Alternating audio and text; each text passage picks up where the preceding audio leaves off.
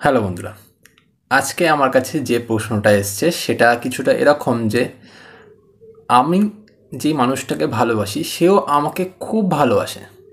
আমি তার সাথে সারা জীবন কাটাতে চাই, কিন্তু বুঝতে পারছি না যে সে আমার সাথে সারা জীবন থাকবে সেই জন্য এসছে, নাকি ভালোবাসে শুধুমাত্র টাইম পাস করে সেই জন্য। সে আমাকে ছেড়ে যাবে কি না কী করে বুঝবো? তো প্রশ্নটা জটিল, ভীষণ জটিল। তো প্রশ্নটার উত্তর আমি এইভাবে দিই যে কী করে বুঝবে যে সে তোমাকে ছেড়ে চলে যাবে। ঠিক আছে, তাহলেই তুমি বুঝতে পারবে সে তোমার কাছে থাকবে কি না। চলো ভিডিওটা শুরু করছি। ভিডিওটা ভালো লাগলে প্লিজ লাইক করে দিও সবাই, কারণ সবার একই প্রবলেম হয় আমি জানি, তো সেই জন্যে পিক করেছি প্রশ্নটা। শুরু করছি ভিডিওটা, প্লিজ লাইক করে দিও, ব্যাস এইটুকুই রিকোয়েস্ট। ফার্স্ট পয়েন্ট, দেখো বন্ধু, তুমি সম্পর্কে এসছো, তুমি মানুষটার সাথে বিয়ে করতে চাইছো, সারা জীবন কাটাতে চাইছো। কেন? কারণ মানুষটাকে তুমি বেশ ভালো কিছু দিন ধরে চেনো, অনেক কিছু দিনের সম্পর্ক, তাই জন্যই এই ডিসিশানটা নিতে পারলে। তো এইখানে তুমি একবার চেক করো যে সে কি তোমার সেলফ রেসপেক্টে কোনো সময় আঘাত দিচ্ছে। কিভাবে বুঝিয়ে দিই। সে সবার সামনে, তার বন্ধু বান্ধব রয়েছে বা রাস্তার মাঝখানে তোমাকে অপমান করে দিল, তোমার উপর চিল্লিয়ে দিল, তোমার উপর খারাপ কথা বলে দিল, বা তোমার গায়ে হাত তুলে দিল, চড়িয়ে দিল হঠাৎ করে। তুমি একটা কিছু করেছো, ব্যাস তোমাকে চড়িয়ে দিল, বা এমনভাবে কিছু একটা কথা বলো যে সবার মাঝখানে তুমি অপমানিত হয়ে গেলে। এই রকম সিচুয়েশান। ফোনে কোনো একটা জোর গলায় কথা বলছে সেটা না, কিন্তু এটা দেখো যে সবার সামনে, হয়তো অনেক লোক রয়েছে বা বন্ধু বান্ধবের মধ্যে রয়েছে, সবার মাঝখানে তোমাকে এমনভাবে একটা কথা বললো যে তোমার পুরো প্রেস্টিজ হ্যাম্পার হয়ে গেল। এই রকম করছে কিনা।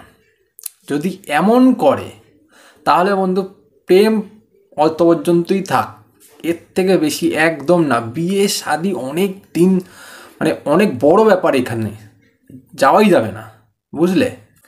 সেকেন্ড পয়েন্ট, সম্পর্কে এসছো ভালো কথা, সম্পর্কে আসার থেকে শুরু করে এমন কি হয়েছে যে তোমাকে প্রায় প্রতিদিনই ওর জন্য কাঁদতে হয়েছে, বা ও এমন কিছু কাজ করেছে যে প্রত্যেকটা দিনই তোমাকে কোনো একটা খুঁটিনাটি বিষয় নিয়ে কাঁদতে হচ্ছে, চোখের জল ফেলতে হচ্ছে ওর সাথে সম্পর্কে এসে। নাকি ওর সাথে সম্পর্কে আসার ফলে তুমি আগের থেকে অনেকটা বেশি ভালো আছো, মানে খুশি আছো, তুমি এমন একটা মানুষকে পেয়েছো যাকে পেয়ে তুমি এর আগে অতটা হ্যাপি থাকোনি, এতটা ভালো থাকোনি। বোঝাতে পারলাম? এমন মনে হয়। কি মনে হচ্ছে সেটা তুমি নিজে ফিল করো। যদি মনে হয় যে হ্যাঁ, এই মানুষটাকে পেয়ে আমি অনেক ভালো আছি, একটা প্লিজ লাভ রিয়াক্ট দিয়ে দাও রেড কালারে। যদি মনে হয় যে না, আমি কষ্টে আছি, আমি ভালো নেই, আমার কাঁদতে হচ্ছে, আমার ভালো লাগছে না, ব্ল্যাক হার্ট দাও বা ব্ল্যাক লাভ রিয়াক্ট দাও। তাহলে আমি বুঝে যাব কী হয়, প্লিজ জানাও। এরপরের যে দুটো পয়েন্ট বলো, পয়েন্ট দুটো কিন্তু খুব গুরুত্বপূর্ণ, প্লিজ মনোযোগ দিয়ে শোনো।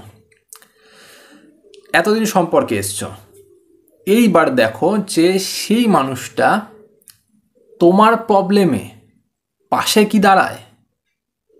তুমি যখন কোনো একটা প্রবলেমে পড়লে, ডাকলে ফোন করে, আমি একটা প্রবলেমে পড়েছি, প্লিজ আসো। বেশি কিছু না, আমাকে চেকারে ধরেছে, আমাকে টিটিতে ধরেছে, প্লিজ আমাকে আসো, আমাকে ছাড়িয়ে নিয়ে যাও, আমার কাছে পয়সা নেই, আমি কি করব। সে কি সামনে এসে দাঁড়াচ্ছে? সে কি তোমাকে বিপদে দাঁড়াচ্ছে তোমার পাশে এসে? যদি এমন সিচুয়েশানে, একটা ক্যাজুয়াল সিচুয়েশান, কিন্তু একটা টিটিতে ধরা ক্যাজুয়াল সিচুয়েশান, সেখানে কি তোমার পাশে তুমি পাচ্ছ সেই মানুষটাকে? সে দাঁড়াচ্ছে, সে বা সে বলছে অন্তত তোমাকে হ্যাঁ এক্ষুনি আসছে, আমি তুই দাঁড়া এখানে, বলেছে কি? নাকি সে বলেছে আমি এখন একটু ব্যস্ত আছি, আমি আসতে পারবো না, আমি অন্য জায়গায় রয়েছি, বা এমন বলছে? ভেবে দেখো, বুঝে দেখো। তুমি যখন বিপদে পড়বার, তুমি একটা প্রবলেমের কথা বললে সে মুখ ফিরিয়ে নেয় কিনা, তাহলে বুঝবে তার সাথে জীবন কাটানো যাবে কিনা।